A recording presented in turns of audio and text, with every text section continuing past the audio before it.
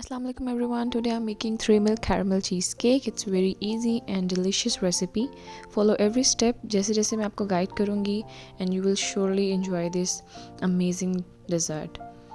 I add 4 eggs और इसको हम अच्छी तरह beat कर लेंगे. I'll mention every ingredient with quantity in the description box. मैंने इसमें sugar add किए है और इसको भी मैं अच्छी तरह beat कर लूँगी.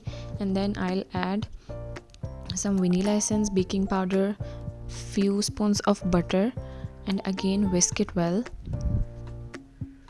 फ्लोर ऐड कर दूंगी इसके अंदर और हम इसको फिर से बीट कर लेंगे, अच्छी सी कंसिस्टेंसी इसकी रेडी हो जाए.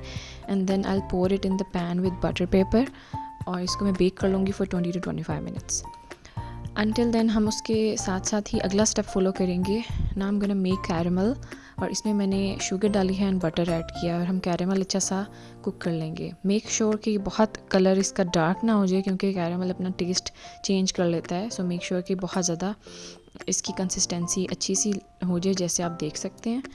और ये देखिए मेरा स्पंज इतना स्मूथ और इतना सा फ्लफ़ी रेडी हो गया था. Knife comes out clean.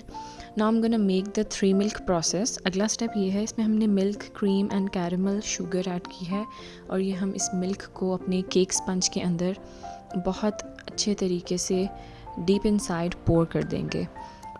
First of all I do this with fork ताकि अच्छी तरह मेरा मिल्क का जितना भी मिक्सचर था वो इसके अंदर एब्जॉर्ब हो जाए और उसके बाद हम इसको रेस्ट करने के लिए रख देंगे कुछ मिनट्स के लिए.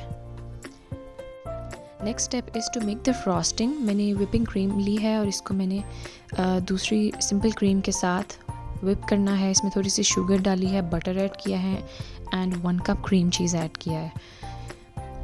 इस मिक्सचर को हम अच्छी तरीके मिक्स करेंगे और इसके अंदर फिर से हम थोड़ा सा कैरमल पोर करेंगे और इसको फिर से आप अच्छी सी इसकी मिक्सिंग करके एक थिक सा फ्रॉस्टिंग मिक्सचर बना लें. और अब हम इसको इसके ऊपर अच्छी तरह अप्लाई कर देंगे, अंदर तक एब्जॉर्ब भी हो जाए और ऊपर हमारी कोटिंग जो है वो प्रॉपरली केक के ऊपर आ जाए.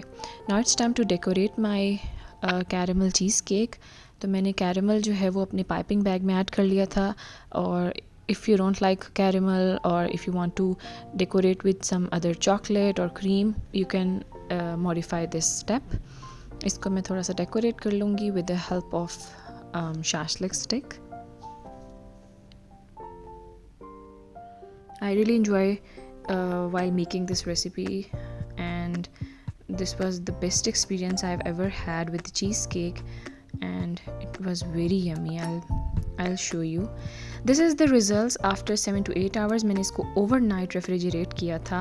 आप चाहें तो 4 to 5 hours में भी इसको रख सकते हैं लेकिन मैंने इसे overnight किया था and you can see the moist and softness of my cake. Look at this. My caramel cheesecake turned out really amazing. Hope you like this recipe. Don't forget to subscribe to my channel and click the bell icon for more recipes. Don't forget to share the feedback. I'll be back soon with new recipe. Take care.